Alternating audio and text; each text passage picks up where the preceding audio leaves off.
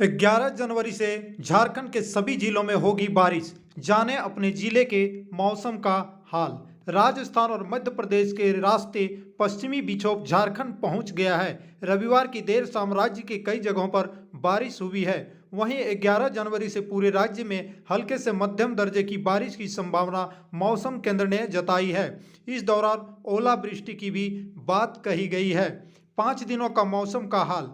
मौसम केंद्र रांची के प्रभारी अभिषेक आनंद ने अगले 5 दिनों के मौसम पूर्वानुमान के बारे में बताते हुए कहा कि 10 जनवरी को राज्य के उत्तरी और मध्य भाग में हल्के से मध्यम दर्जे की बारिश और गरज के साथ वज्रपात होने की संभावना जताई है।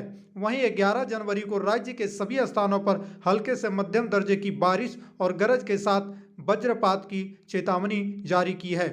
साथ ही ओलावृष्टि की भी बात कही है। खासकर पश्चिमी और मध्य भाग में ओलावृष्टि की संभावना है।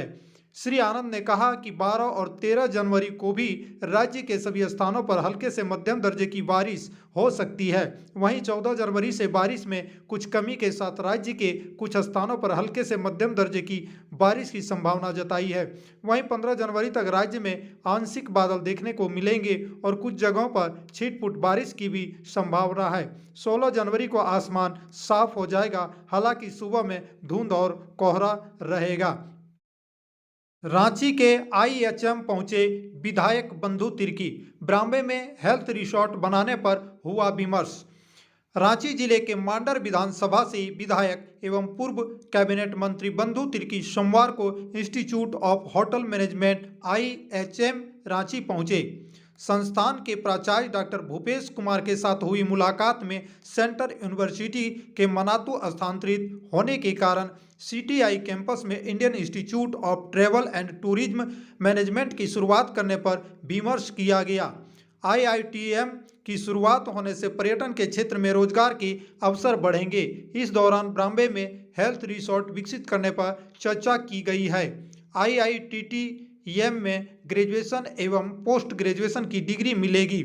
इससे पर्यटक, मार्गदर्शक, यात्रा एजेंट एवं अन्य रोजगार के रास्ते खुलेंगे।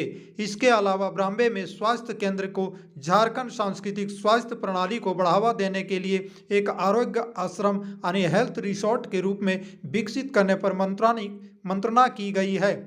फरवरी माह में आईएचएम रांची के कैंपस में झारखंड के सभी मूल चिकित्सीय प्राचीनतम प्रणाली की एक कार्यशाला का आयोजन करने पर जोर दिया गया। इससे झारखंड के पारंपरिक दवाओं को झारखंड एवं देश विदेश के लोगों के बीच पहुंचाया जा सकेगा, जिसका लाभ आने वाले समय में यहां के लोगों को मिलेगा। झारखंड की परंपरा को दुनिया के समक्ष प्रचार प्रसार करने में भी मदद मिलेगी।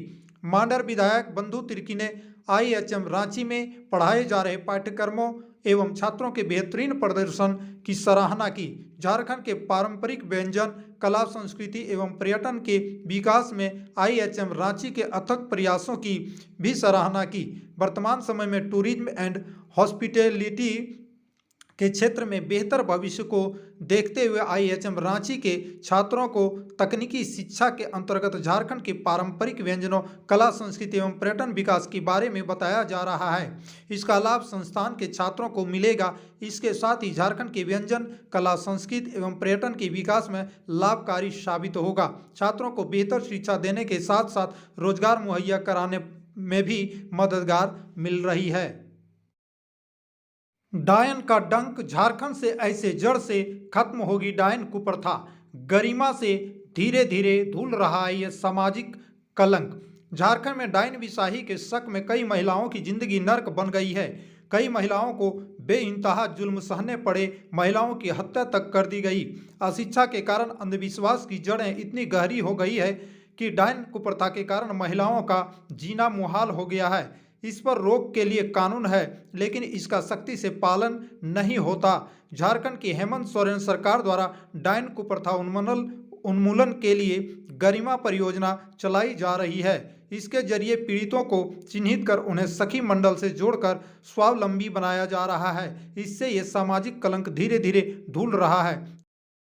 झारखंड की शोभा हांसदा को बाल साहित्य पुरस्कार व निरंजन हांसदा को मिलेगा साहित्य अकादमी पुरस्कार। झारखंड के पूर्वी सिंहभूम जिले के चाकुलिया प्रखंड अंतर्गत बरडी कानपुर काला पाथर पंचायत स्थित बरडी कानपुर गांव की बहु शोभा हांसदा का चयन बाल साहित्य पुरस्कार 2021 के लिए किया गया है। शोभा ने बाल साहित्य हालीमोन की संथला भाषा में रचना लिखी थी। साहित्य अकादमी नई दिल्ली द्वारा शोभा हांसदा को पुरस्कृत किया जाएगा। शोभा अपने पति फाल्गुनी हांसदा के साथ खड़गपुर रेलवे क्वार्टर में रहती है। वहीं पश्चिमी बंगाल के झाड़ग्राम निवासी निरंजन हांसदा को साहित्य अकादमी पुरस्कार के लिए चुना गया है। निरंजन हांसदा को उनके द्वारा लिखी गई पुस्तक मोनेर अडांग यानी मन की बात के लिए पुरस्कार देने का फैसला किया गया है। कोरोना से बचाव के लिए दुमका में धारा 144 लागू। कोविड के बढ़ते से संक्रमण को देखते हुए दुमका में धारा 144 के तहत निषेधाज्ञा लागू कर दी गई है। रविवार को दुमका शहर में लाउड स्पीकर से लोगों से निषेधाज्ञा की जानकारी देते हुए इसका पालन करने की अपील की जा रही है। अनुमंडल दंडाधिकारी महेश्वर महतो ने कहा कि दुमका जिला में कोरोना संक्रमित व्यक्तियों में लगातार बढ़ोतरी हो रही है, जो कि आम जनों के लिए काफी खतरनाक है। ऐसी परिस्थिति संक्रमण से आम जनों को बचाव एवं प्रसार को रोकने के लिए नियमित रूप से मास्क पहनना एवं सामाजिक दूरी बनाए रखना अनिवार्य है। अनुमंडल दंडाधिकारी दुमका द्वारा संपूर्ण दुमका अनुमंडल क्षेत्र अंतर्गत अगले आदेश तक धारा 144 के तहत प्रदत्त शक्तियों का प्रयोग करते हुए निषेधाज्ञा लागू किया गया है। कोरोना संक्रमित के संपर्क में आने पर कोविड-19 टेस्ट की जरूरत नहीं। ICMR Indian council of medical research की एक नई एडवाइजरी जारी की गई है। Indian council of medical research ने कोरोना सैंपल की टेस्टिंग पर एक नई एडवाइजरी जारी की है। इसमें कहा गया है कि कोरोना मरीजों के कांटेक्ट में आने वाले उन्हीं लोगों की कोविड जांच करने की जरूरत है जो हाई रिस्क वाले हों, यानी अगर कोरोना से संक्रमित व्यक्ति के संपर्क में आने वाले व्यक्तियों की उम्र बहुत ज़्यादा है या वे किसी गंभीर बीमारी से पीड़ित हैं, तभी उनकी कोरोना जांच करने की जरूरत है। ICMR ने सोमवार को यह एडवाइजरी जारी की है। झारखंड में कोहरे की वजह से बढ़ रही है दुर्घटनाएं। बोकारो में सड़क दुर्घटना में 4 की मौत, 15 घायल। घटना बोकारो के पीटरवाड़ थाना क्षेत्र NH 23 लुकैया सगुन पेट्रोल पंप के पास की है। देर रात पिकनिक मनाकर लौट रहे 2 ऑटो को ट्रेलर ने रौंद दिया, जिससे 4 लोगों की मौत मौके पर ही हो गई, जबकि 15 लोग घायल हो गए।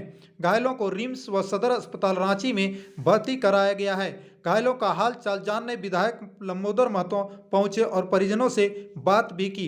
हादसे का शिकार हुए सभी युवक पेटरवार प्रखंड के अंतर्गत लुकैया के ही रहने वाले बताए जा रहे हैं। स्थानीय लोगों का इस घटना के बारे में कहना है कि ऑटो में सवार सभी लोगों का घर पास ही है।